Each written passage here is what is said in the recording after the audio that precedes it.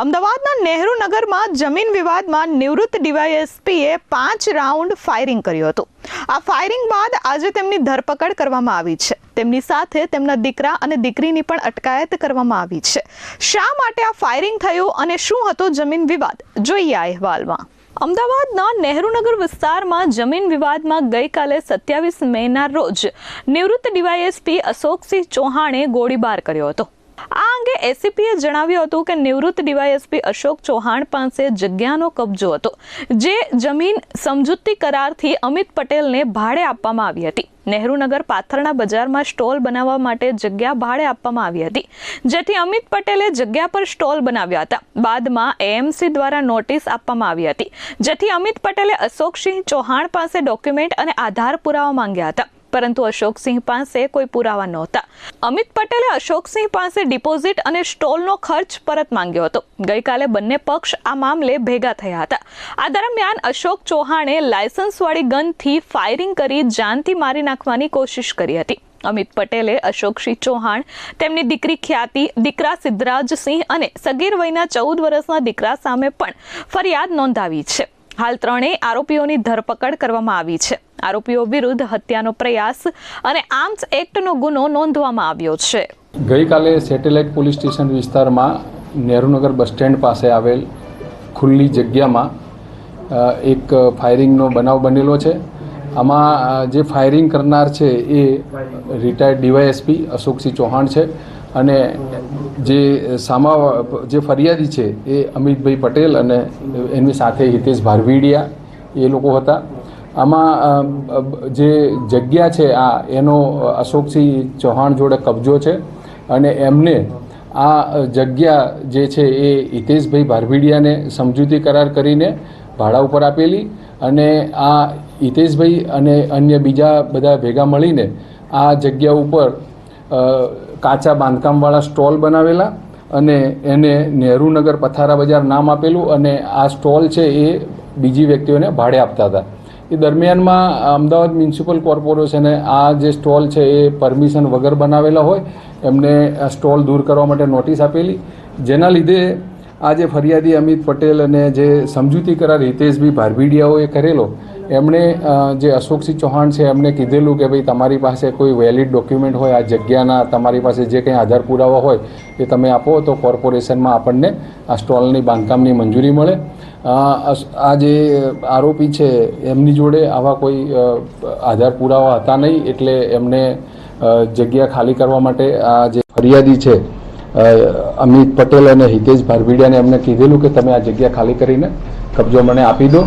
એટલે આ લોકો જે ફરિયાદી પક્ષ છે એમની એવી માંગણી હતી કે અમે આ જગ્યા તમને સમજૂતી કરાર કરીને ડિપોઝિટ આપીને જે લીધેલી છે એ ડિપોઝિટ અમારી પરત કરો અને અમારા જે સ્ટોલનો જે ખર્ચો થયો છે એ ખર્ચો તમે અમને આપો તો અમે આ જગ્યા ખાલી કરી એમ ગઈકાલે બંને પક્ષો ત્યાં ભેગા થયેલા અને એ દરમિયાનમાં જે રિટાયર્ડ ડીવાયએસપી અશોકસિંહ ચૌહાણ છે એમણે એમની લાયસન્સવાળી પિસ્ટલમાંથી ફરિયાદી અમિત પટેલ અને હિતેશ ભારવીડિયા અને અન્ય બીજાઓને જાનથી મારી નાખવાના ઈરાદે ફાયરિંગ કરેલું અને આમાં 5 રાઉન્ડ ફાયરિંગ કરેલું છે અને આ અનુસંધાને સેટેલાઇટ પોલીસ સ્ટેશનમાં ગુનો દાખલ કરવામાં આવ્યો છે।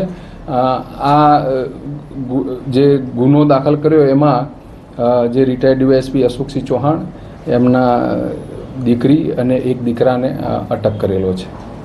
અશોકસિંહ ચૌહાણ હાલમાં રિલાયન્સમાં સિક્યુરિટી ઓફિસર તરીકે ફરજ બજાવે છે। અશોકસિંહ ચૌહાણ પહેલા સુરતમાં નોકરી કરતા હતા, ત્યારે તેમણે કોરોના સમયમાં જન્મદિવસની ઉજવણી કરી હતી, જે અંગેનો વિડીયો પણ વાયરલ થયો હતો। ત્યારબાદ તેમને પૂર્વ પ્રદેશ પ્રમુખ CR પાટીલે પણ જન્મદિવસની ઉજવણી કરી છે તેવું નિવેદન આપ્યું હતું, જેના કારણે તેઓ ચર્ચામાં હતા। દીકરીનું નામ છે ખ્યાતિ અને જે દીકરો છે એનું નામ સિદ્ધરાજ અને બીજો એક માઇનોર આરોપી છે। આ જગ્યા મૂળ ઓરિજિનલ માલિક હતા એ પ્રિયમ મહેતાઓનું જાણવા મળેલું છે અને એના પછી કોઈ બીજા એમણે કદાચ વેચેલું પણ હોઈ શકે અને આમાં સિવિલ મેટર પણ હાલ ચાલતી હોવાનું જાણવા મળ્યું છે।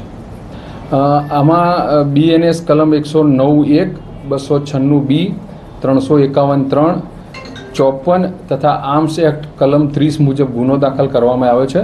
આમાં હાલ તપાસ ચાલુ છે। આમાં જે પિસ્ટલ જેનાથી એમણે ફાયરિંગ કર્યું છે એ કબજે લીધેલી છે અને હાલ તપાસ ચાલુ છે. જે કાર્ટિજ છે એ મેળવવાની કાર્યવાહી ચાલુમાં છે અને આરોપીઓને અટક કરી અને તપાસ કરીને એમના જે જરૂર પ્રમાણે રિમાન્ડ મેળવવાની કાર્યવાહી ચાલુમાં છે. અશોકસિંહ પાસે એકલા પાસે હથિયાર હતું કે તેમની પુત્રી પાસે કે ગાડીમાં કાની હથિયાર મળી આવ્યા છે?